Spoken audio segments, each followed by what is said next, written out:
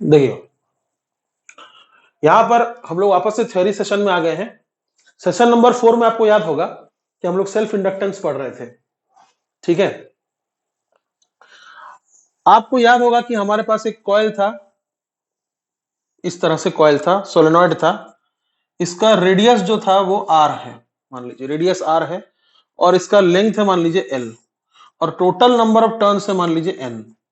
हम ये पढ़ चुके हैं, टॉपिक दोबारा पढ़ा रहा हूं ताकि आपको मैं सिखा सकूं कि अलग अलग शेप का जो सेल्फ इंडक्टेंस है वो आप खुद से कैसे डिराइव कर सकते हैं, ठीक है।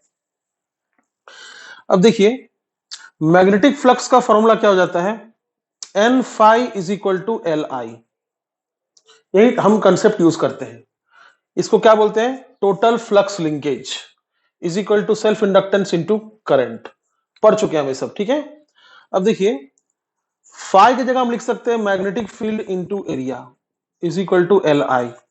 और सिंस ये सोलेनॉइड है और आप अच्छे से जानते हैं सोलेनॉइड का मैग्नेटिक फील्ड कितना होता है, उसके एक्सिस पर कितना होता है सोलेनॉइड का magnetic field, mu naught into N I into area की जगह हम क्या लिख सकते हैं, इसका सर्कुलर सेक्शन है ना, तो एरिया की जगह लिख सकते हैं हम पाई आर स्क्वायर। समझ रहे हैं आप। अगर इस तरफ से आप देखिएगा, इधर से अगर आप देखिएगा ऐसा, तो आपको कैसा लगेगा व्यू, सर्कल की तरह दिखेगा, ठीक है, सर्कुलर क्रॉस सेक्शन है, इज इक्वल टू एल आई।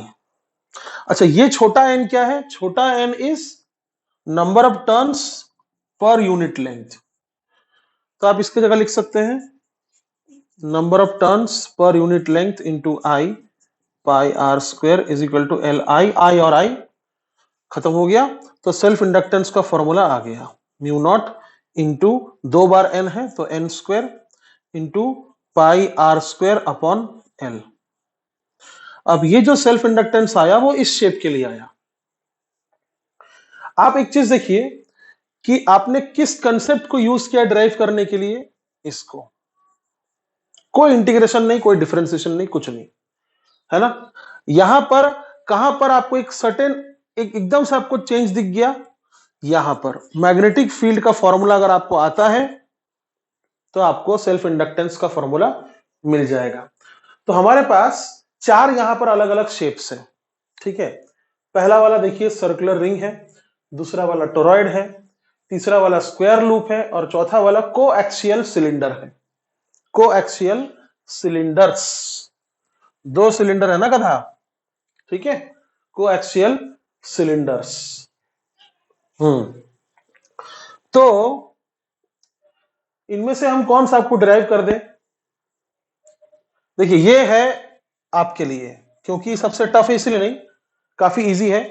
हमने आपको अगर याद होगा magnetic effect of electric current यानी moving charges and magnetism chapter में हमने इसका भी मैग्नेटिक फील्ड निकाला है सेंटर पे, याद है आपको। जब भी इसके थ्रू करंट आ जाता था, नंबर ऑफ टर्न्स एन था, तो आपने मैग्नेटिक फील्ड सेंटर पर बायोट सेवर्ट लॉ यूज करके निकाला था। हमने इसका भी निकाला था मैग्नेटिक फील्ड, क्या था फॉर्मूला, जो सोलेनॉइड का था, अगर आपको याद है तो। जो फॉर्मूला सोलेनॉइड का होता है म्यू नॉट छोटा एन इंटू आई, किसके फॉर्मूला की बात कर रहा हूं मैं, मैग्नेटिक फील्ड। क्यों, क्योंकि इसका फॉर्मूला अगर आपको आएगा तो आपको इसका फॉर्मूला भी आ जाएगा सेल्फ इंडक्टेंस का। अच्छा स्क्वायर लूप का भी हमने फाइंड किया था, मैग्नेटिक फील्ड सेंटर पे कितना होगा बायोट सेवर्ट लॉ लगाकर, और हमने कोएक्सियल सिलेंडर का भी फाइंड किया था। तो इन चारों में से किसी को भी उठाऊंगा तो मैं डायरेक्ट फॉर्मूला ही यूज करूंगा, इसलिए मैं आपके सामने कोई भी इसको उठा लेता हूं, चलिए, है ना। सर्कुलर लूप हम एग्जांपल ले लेते हैं।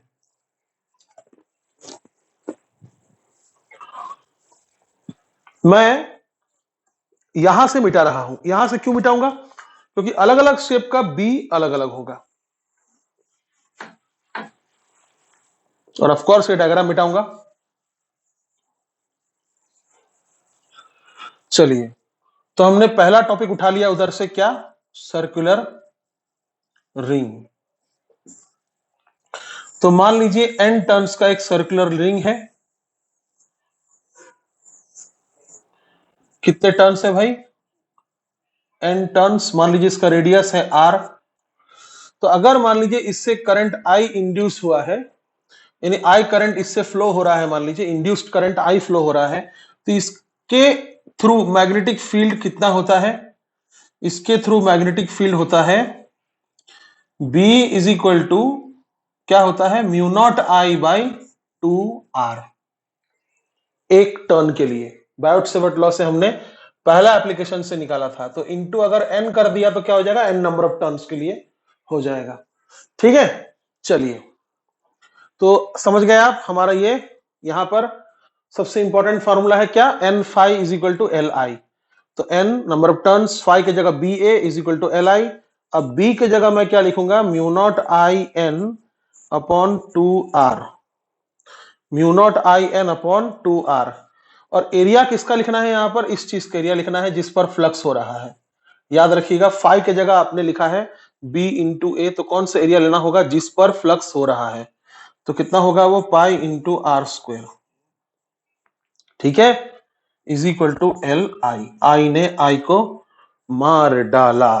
ठीक है, तो म्यू नॉट और फिर 2 बार n है, n स्क्वायर, और फिर एक पाई भी है, और फिर ये r ने r को फिर से मार डाला, तो ऊपर r नीचे 2 इज इक्वल टू एल। कितना इजीली फॉर्मूला आ गया, देखिए यहां भी लिखा है मैंने, mu naught pi n square r by 2। तो इस तरह से मतलब देखिए इसका डेरिवेशन में आपको प्रॉब्लम कब होगा, जब आप ये पता नहीं कर पाएंगे कि इसके थ्रू अगर करंट आई जा रहा है तो यहां पर मैग्नेटिक फील्ड कितना होगा। तो हमने बायोट-सेवर्ट लॉ से इन चारों का ही मैग्नेटिक फील्ड पता किया था, इसलिए मैं किसी का भी मतलब डिराइव करके आपको दिखा दे रहा हूं। तो सबसे इंपॉर्टेंट बात क्या है कि कोई भी क्या है, जेडब्ल्यू में कभी कभी आता है एक अजीब सा आपको शेप मिल जाएगा, जैसे मान लीजिए ऐसा करके कुछ तो भी शेप मिल जाएगा। एक क्वेश्चन मान लीजिए हम ले लेते हैं, एक कैसा भी आप शेप ले लीजिए, इस तरह का आप रेक्टेंगुलर शेप ले लीजिए, और मान लीजिए पूछ रहा है कि इसका सेल्फ इंडक्टेंस कितना होगा। तो आप क्या करेंगे, इसका मैग्नेटिक फील्ड पता करेंगे यहां सेंटर पे।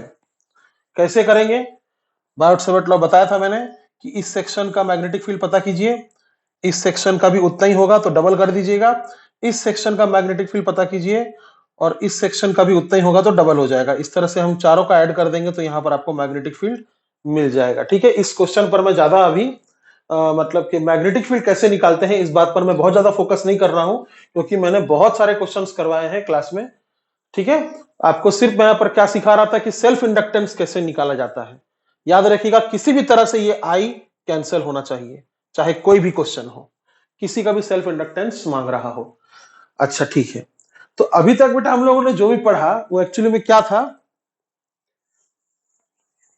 एक्चुअली में खुद ही के एरिया के थ्रू फ्लक्स को चेंज करने की वजह से खुद ही में ईएमएफ इंड्यूस हो जाना।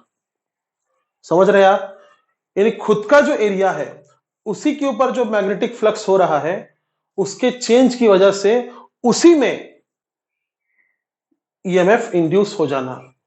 तो हमने क्या पढ़ा था बेसिकली, क्या टॉपिक का नाम है, सेल्फ इंडक्टेंस। मतलब सेल्फ मतलब खुद से। ठीक है, तो अगला जो टॉपिक होगा हमारा अगला वीडियो में वो क्या हो जाएगा, म्यूचुअल इंडक्शन।